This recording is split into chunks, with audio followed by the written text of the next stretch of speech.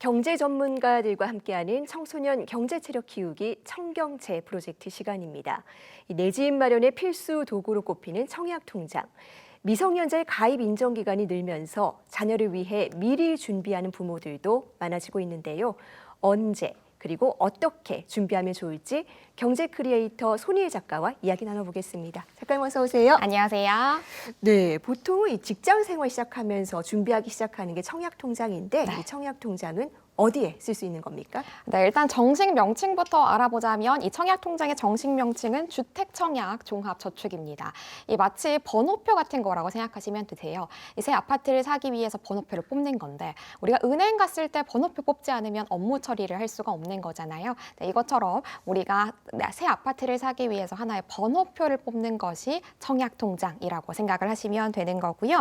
아무래도 나라에서 만든 제도이기 때문에 새 아파트를 비교적 저렴한 가격에 살 수 있다라는 장점이 있습니다. 이것 때문에 많은 사람들이 청약통장을 가입하고 또 달마다 차곡차곡 성실하게 저축을 하는 거죠. 우리가 은행에서 이제 여러 개 가입을 해도 되는 것, 바로 예적금, 이 예적금이 대표적인데요.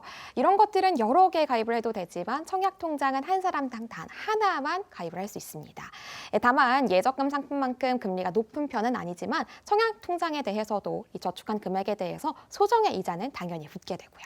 네, 한 사람당 하나만 가입할 수 있다. 그러면 이 미성년자들도 나이 제한 없이 가입할 수 있는 겁니까? 물론입니다. 청소년들도 청약통장 가입을 할 수가 있고요.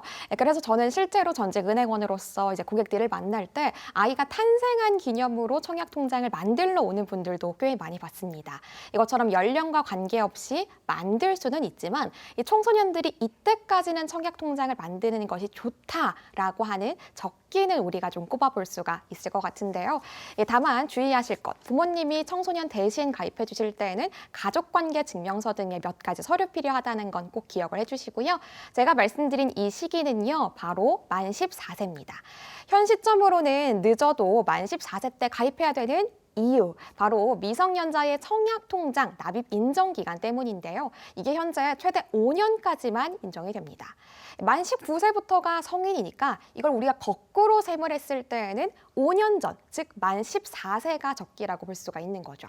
그래서 14세 때 청약통장을 만들게 되면 나이가 20대 후반이 됐을 때 이 청약통장 1순위의 청약 요건, 그리고 입주자 저축 가입기간 항목에 대해서도 만점을 받을 수가 있습니다. 정확하게는 29세가 되면 가입기간 점수에서 17점의 만점을 인정받을 수 있으니까 이 만 14세라는 이 숫자를 꼭 기억을 하셔야겠습니다. 네, 그러니까 만 14세 때 시작을 하면 30도 되기 전에 기간 점수로는 만점이다. 굉장히 앞서가게 되는 건데요. 맞습니다. 그러면 이 액수도 많을수록 좋은 건가요? 물론 그렇다고 볼 수 있는데요. 조금 더 세분화해서 들어가 보도록 하겠습니다. 우리가 청약통장에 저축할 수 있는 최저 금액으로는 2만 원이 되겠고요. 최고 금액으로는 달마다 50만 원이 되겠습니다. 우리가 자유롭게 본인이 넣고 싶은 만큼 저축을 하게 되고 또 달마다 다르게 저축하는 것도 가능한데요. 다만 저축할 때 기억해두면 좋은 유리한 금액은 따로 있습니다. 이 청약 제도에서 당첨을 통해서 살 수 있는 아파트, 우리가 크게 두 종류로 나눌 수가 있는데요. 공공아파트와 민영아파트입니다. 공공아파트를 분양하는 이 공공분양에서는 1회당 인정되는 최대 금액이 25만 원입니다. 이 최대 인정 금액을 하나의 박스라고 가정을 한다면 이 박스에는 만 원짜리의 지폐를 최대 25장까지 넣을 수가 있는 거고요. 또 이 박스는 매달 새롭게 만들어집니다. 그러니까 3월 박스에 최대 25만 원까지 인정되고 4월 박스에는 최대 25만 원까지 인정이 되는 거고요. 물론 이 25만 원보다 더 적게 채우는 것은 본인의 자유이지만 나중에 당첨자를 가릴 때에는 각각의 박스를 가장 꽉꽉 눌러 담은 사람이 당첨자로 선정될 가능성이 높아지기 때문에 달마다 25만 원씩 넣으면 공공분양에서 유리해진다. 이것만큼은 꼭 기억을 해야겠습니다. 네, 달마다 25만 원씩 넣으면 유리해진다. 자, 청약통장도 결국은 저축의 하나 아니겠습니까? 그렇다면 유지하면 받게 되는 혜택도 있을까요? 물론입니다. 아무래도 우리 청소년들은 조금만 있으면 또 청년이 되잖아요. 그러니까 청년들이 혜택을 받을 수 있는 상품을 좀 짚어보려고 하는데요. 이 청년 전용 통장이라고 불리고 있는 청년 주택 드림 청약통장 통장에 대해서 알아보겠습니다. 이 통장은 19세에서 34세까지 가입할 수 있고요. 또 월 최대 100만 원까지 저축할 수 있습니다. 청년주택 드림 청약통장은 일반 청약통장에 추가로 이자를 얹어주는 게 장점인데요. 현재 일반 청약통장의 금리가 최대 연 3.1%입니다. 반면에 청년주택드림 청약통장은 무려 최대 연 4.5%까지 이자 혜택을 제공하고요.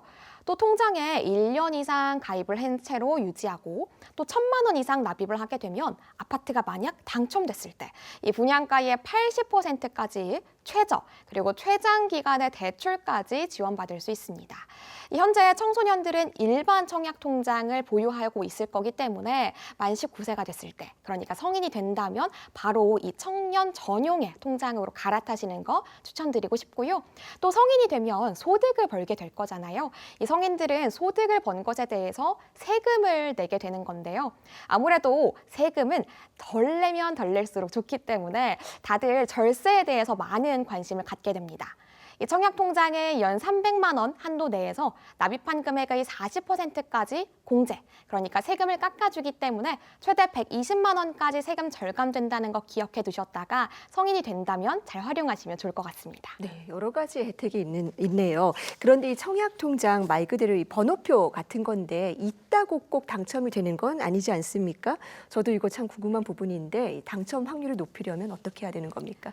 아무래도 우리 학생들 학교에서 공부 열심히 하고 또 시험을 치게 되면 누구는 1등, 누구는 2등 이렇게 갈리게 되잖아요.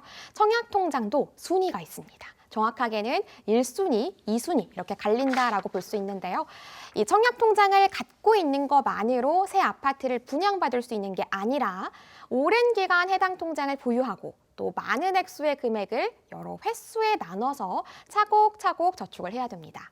이에 따라서 누가 저축을 오래 했고 또 누가 저축을 많이 했으며 얼마나 많은 횟수를 넣었는가 이런 내역을 산정해서 줄을 쭉 세우고요. 그 순서대로 아파트 분양을 받게 되고 당첨자가 결정됩니다. 물론 이런 순서와 상관없이 추첨을 하는 경우도 있지만 일반적으로는 이러한 통장의 순위가 굉장히 중요합니다. 또 청약통장으로 내 집 마련을 하려면 청약 홈페이지도 필수로 알아둬야 되니까요. 마치 우리 EBS로 공부하듯이 청약홈도 필수라는 거 기억해 주시면 좋겠습니다.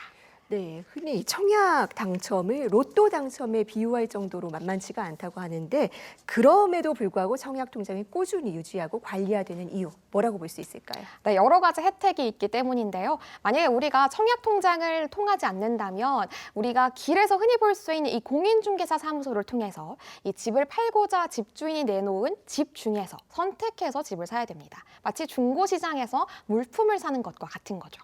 우리가 백화점에서 새 제품, 고액의 제품을 살 때에는 카드로 할부 결제를 할 수 있지만 이 중고 물품을 살 때에는 중고 장터에서 반드시 일시불로 현금으로 지불을 해야 되잖아요. 그래서 이게 부담이 될 때도 있습니다. 물론 각각의 방식에서 장단점이 있지만 청약제도는 새 아파트를 내가 가장 먼저 심지어는 저렴하게 분양받을 수 있다라는 장점이 있고요. 또 마치 카드로 할부를 하듯 지불해야 되는 이 비용을 계약금, 중도금, 잔금 이렇게 2, 3년에 걸쳐서 수차례 나눠서 지불한다라는 장점이 있습니다. 최근에 청약통장 더 이상 쓸모가 없어졌대라는 등 얘기가 많이 나오고 있기는 한데요.